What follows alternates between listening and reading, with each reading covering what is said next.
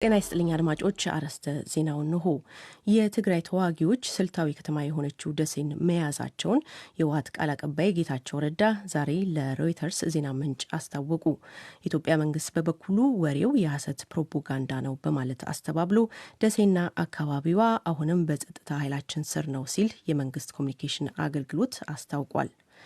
በአዲስ አበባ አዲስ ከተማ ክፍለ ከተማ መሳለሚያ እህል በረንዳ ተብሎ በሚጠራ አካባቢ በሚገኝ አማኑኤል ጸጋአብ ተብሎ በሚጠራ ህንፃ ላይ የደረሰው የእሳት አደጋ በቁጥጥር ስር መዋሉን የአዲስ አበባ ከተማ አስተዳደር ከንቲባ ጽሕፈት ቤት የፕሬስ ሴክሬታሪያት አስታወቀ።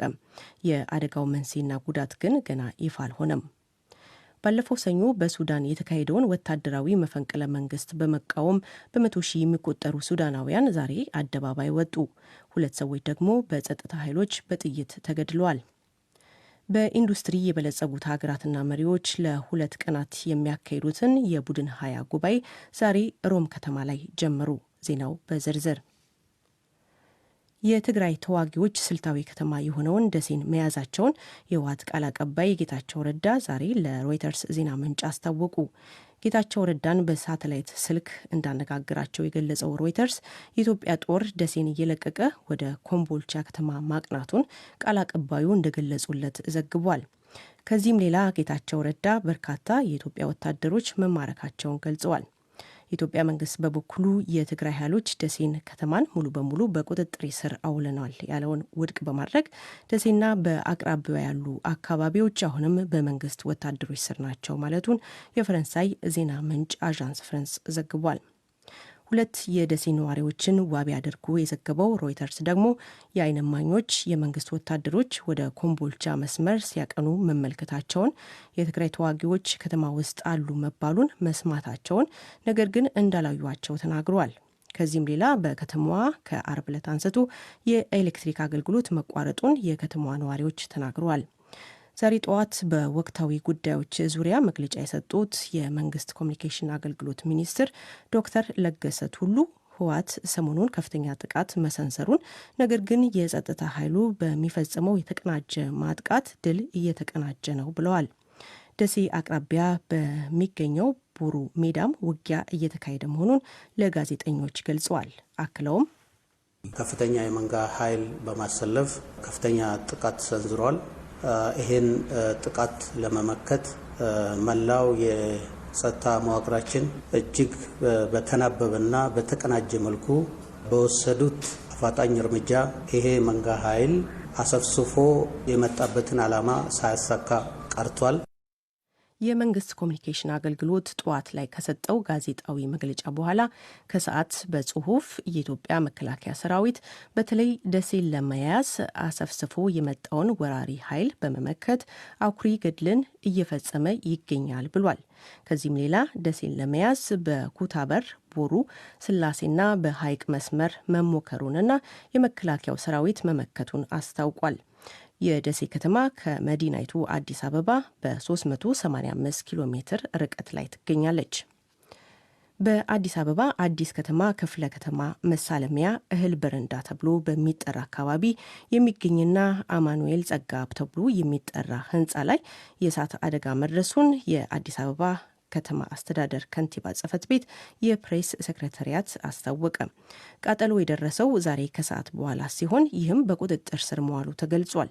ቢሮው ከ3 ሰዓት ገደማ በፊት በፌስቡክ እንዳስታወቀው የእሳት አደጋውን ለመቆጣጠርና ወደ ሌሎች አካባቢዎች እንዳይዛመት ከእሳት አደጋ ባለሙያዎች፣ ፖሊስና የአካባቢው ወጣቶች ጋር ከፍተኛ ርብርብ እየተደረገ ነበረ።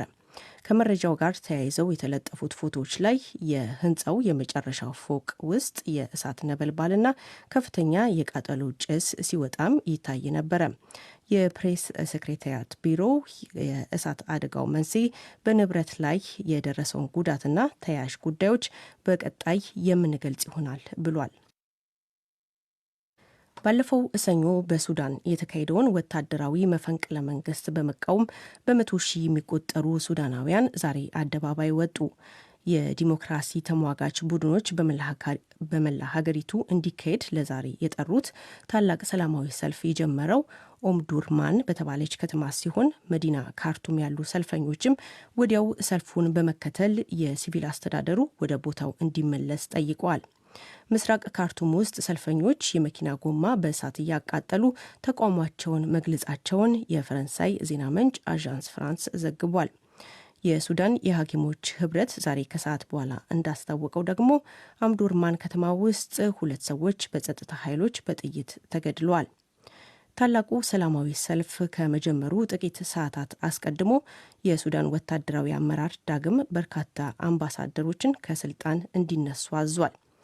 የሀገሪቱ የመንግስት ቴሌቪዥን ጣቢያ ዛሬ ጠዋት እንደዘገበው ከሆነ ጉዳዩ የሚመለከታቸው በደቡብ አፍሪካ የሚገኙ ከፍተኛ ዲፕሎማቶች እንዲሁም ቱርክና የተባበሩት አረብ ኤሚሬቶች የሚገኙ አምባሳደሮች ናቸው። ከዚህም ሌላ የጦሩ መሪና የሉዓላዊ ምክር ቤቱ ፕሬዝዳንት ጄኔራል አብዱል ፈታህ አልቡርሃን የተወሰኑ የውጭ ጉዳይ ሚኒስቴር ባለስልጣናትን ከስራ አሰናብተዋል። ባለፈው ሐሙስ ደግሞ አዲስ ወታደራዊ ኃይሉ ሀገሪቱን በአውሮፓ ህብረት የሚወክሉና ሌሎች 5 ዲፕሎማቶችን ከስልጣን አንስቷል።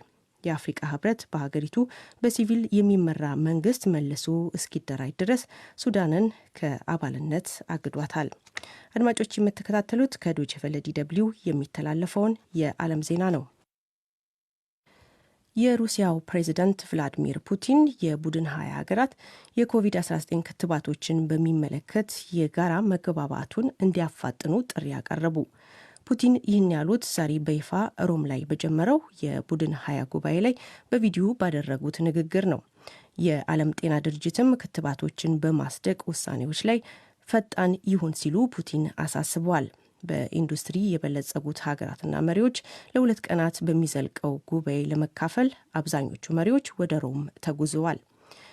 ጉባኤው የጀመረው የጣሊያን ጠቅላይ ሚኒስትር ማሪዮ ድራጊ ባሰሙት የመክፈቻ ንግግርና መሪዎቹ በጋራ ቆመው በሚነሱት የቡድን ፎቶግራፍ ነበረ። የዛሬው የውይይት ትኩረት በኮሮና ወረርሽኝና የዓለም ኢኮኖሚ ሁኔታ ላይ እንደሚሆን ተዘግቧል። በጀርመንና በፖላንድ ድንበር ላይ ካለው የስደተኛ ቁጥር አንጻር አፋጣኝ እርምጃ ካልተወሰደ እንደ ጎርጎሮስ አቆጣጠር በ2015 ዓ.ም የገጠመው አይነት የስደተኛ መጥለቅለቅ ሊያጋጥም እንደሚችል የጀርመን ፌዴራል ፖሊስ ህብረት አሳሰበ።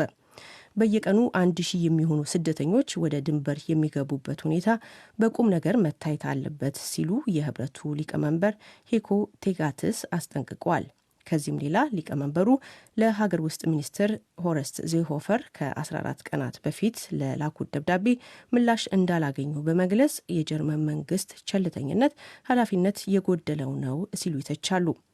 ካለፈው ነሐሴ ወር አንስቶ በሺዎች የሚቆጠሩ በአብዛኛው ከመካከለኛው ምስራቅና ከአፍሪቃ የሆኑ ስደተኞች በቤላሩስ በኩል የፖላንድን ድንበር ለማቋረጥ መሞከራቸውን የፈረንሳይ ዜና ምንጭ አዣንስ ፍራንስ ፕሬስ ዘግቧል።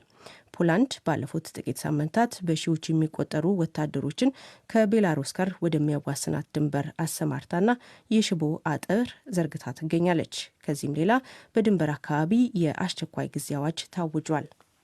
ይህ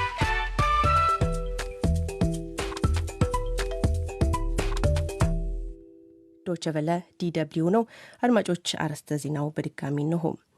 የትግራይ ተዋጊዎች ስልታዊ ከተማ የሆነችው ደሴን መያዛቸውን የህወሓት ቃል አቀባይ ጌታቸው ረዳ ዛሬ ለሮይተርስ ዜና ምንጭ አስታወቁ። የኢትዮጵያ መንግስት በበኩሉ ወሬው የሐሰት ፕሮፓጋንዳ ነው በማለት አስተባብሎ ደሴና አካባቢዋ አሁንም በጸጥታ ኃይላችን ስር ነው ሲሉ የመንግስት ኮሚኒኬሽን አገልግሎት አስታውቋል። በአዲስ አበባ አዲስ ከተማ ክፍለ ከተማ መሳለሚያ እህል በረንዳ ተብሎ በሚጠራ አካባቢ በሚገኝ አማኑኤል ጸጋብ ተብሎ በሚጠራ ህንፃ ላይ የደረሰው የእሳት አደጋ በቁጥጥር ስር መዋሉን የአዲስ አበባ ከተማ አስተዳደር ከንቲባ ጽሕፈት ቤት የፕሬስ ሴክሬታሪያት አስታወቀ። የአደጋው መንስኤና ጉዳት ግን ገና ይፋ አልሆነም። ባለፈው ሰኞ በሱዳን የተካሄደውን ወታደራዊ መፈንቅለ መንግስት በመቃወም በመቶ ሺህ የሚቆጠሩ ሱዳናውያን ዛሬ አደባባይ ወጡ። 2 ሰዎች ደግሞ በጸጥታ ኃይሎች በጥይት ተገድለዋል። በኢንዱስትሪ የበለጸጉት ሀገራትና መሪዎች ለ2 ቀናት የሚያካሂዱትን የቡድን 20 ጉባኤ ዛሬ ሮም ከተማ ላይ ጀመሩ። ዜናው የእስካሁኑ ነበር። መልካም ቆይ